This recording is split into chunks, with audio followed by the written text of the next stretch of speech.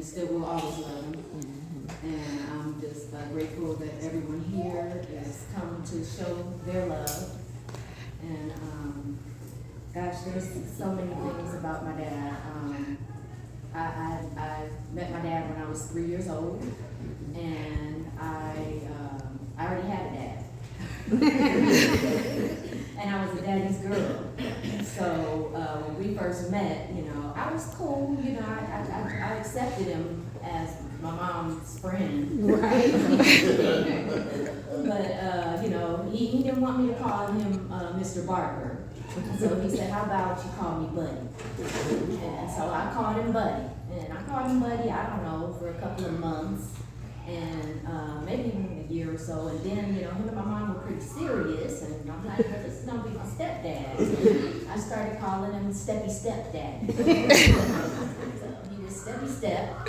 And then eventually I just realized that he was in my life and I loved him and I wanted to call him Dad. So one day, you know, I said, oh, can I call you Dad? And he said, oh, you have made me the happiest, this is the happiest day of my life. And so ever since then, he has been Dad, and it has always been that way. When Mom and Dad split up, he was there, and when they got back together, he was there.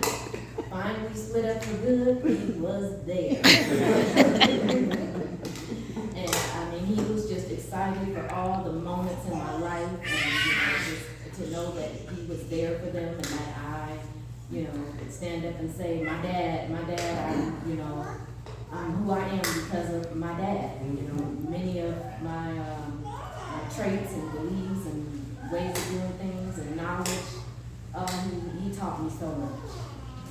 He was such a quizzer, you know, so he loved to hear me speak intelligently or to answer questions or just to throw stuff at me to hear what I was saying. So,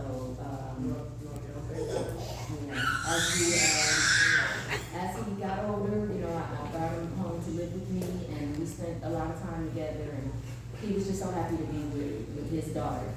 So I'm just grateful for the time I had, for the father I had, and just glad to be able to remember him with everyone.